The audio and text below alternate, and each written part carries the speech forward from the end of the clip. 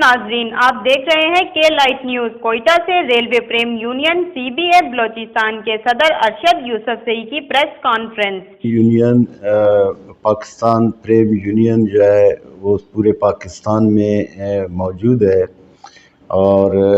تمام جتنے بھی ہمارے 7 ڈویژن ہیں اوپن لائن پر، وہاں پر ہماری تنظیم موجود ہے۔ اور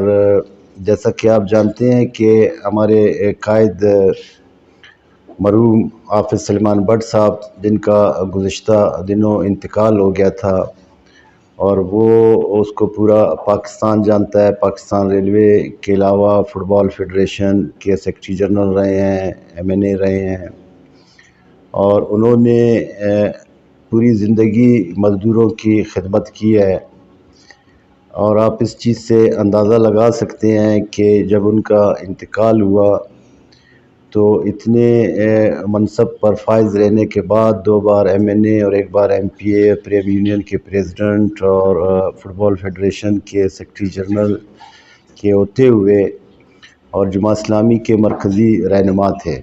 لیکن جب ان کا جنازہ اٹھا تو ایک کرائے کے گھر سے۔ آپ اس سے اندازہ لگا سکتے ہیں ان کے مزدوروں سے خدمت کا، ایمانداری کا، اور اسی طرح اس نے اپنے تمام جتنے بھی لوگ تھے، خواہ وہ مرکزی سطح کے ہمارے لیڈرشپ تھی یا ڈویژنوں میں تھے، ان سب کے لیے بھی یہی تھا کہ آپ نے جو ہے ایمانداری سے صرف اور صرف اللہ کی رضا کے لیے مزدوروں کی خدمت کرنی ہے۔ اور ہمارا اپنا نظریہ بھی یہی ہے کہ ہم صرف اور صرف اللہ کی رضا کے لیے مزدوروں کی خدمت پر یقین رکھتے ہیں، اور اسی کے لیے جدوجہد کر رہے ہیں۔ آج جیسا کہ آپ کو معلوم ہے، جب سے یہ حکومت آئی ہے، غریب عوام کو اور مزدوروں کو اس حکومت سے جو وہ نعرہ لے کے آئے تھے نئے پاکستان کا، اور ایک ایسی ریاست بنانے کا، مدینہ کی ریاست بنانے کا، جس طرح سے انہوں نے نعرہ لگایا تھا، تو لوگوں نے دوسری جو اس سے پہلے حکومتیں رہی ہیں، لوگ رہے ہیں، اس سے تنگ تھے، اور ان پر بھروسہ بھی کیا، اعتبار بھی کیا، اور لوگوں نے ان کو انہی نعروں کے اوپر ووٹ دیا۔ لیکن یہ گزشتہ 2.5 سال سے آپ دیکھ رہے ہیں جس طرح سے مہنگائی ہے، بے روزگاری ہے، اس نے غریب عوام اور خاص کر کے جو ملازم طبقہ ہے، جو ملازمین ہیں، خاص کر کے جو نچلے درجے کے ہمارے ملازمین ہیں، ان کی حالت آپ دیکھ رہے ہیں، جو کم تنخواہ کے اندر ان کا گزر بسر کرنا مشکل ہو گیا ہے۔ پاکستان ریلوے کے اندر جو پالیسی اب چل رہی ہے ان کی، خاص کر کے IMF کی ڈکٹیشن کے اوپر، یہاں پر قومی اداروں کو نجکاری کی طرف دینے کی بات ہو رہی ہے،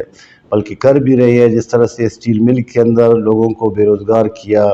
کوئی 5,500-6 ہزار لوگوں کو بے روزگار کیا گیا۔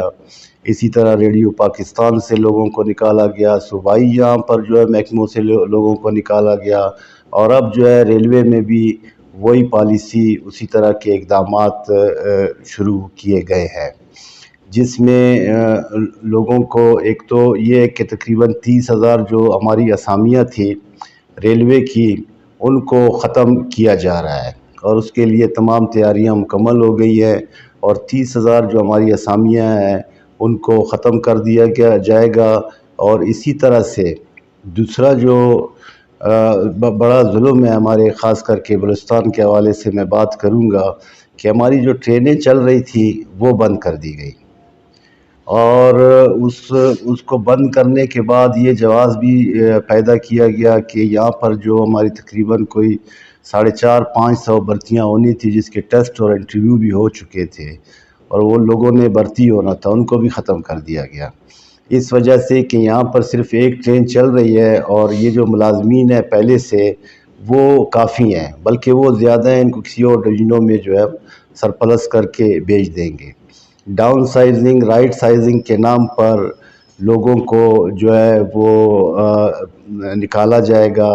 ان کو دوسرے محکموں میں کھپایا جائے گا۔ اس سے مزدوروں کے اندر شدید بے چینی اور اضطراب پیدا ہوا ہے اس وقت، اور ہر بندہ اس پر احتجاج بھی ہو رہا ہے،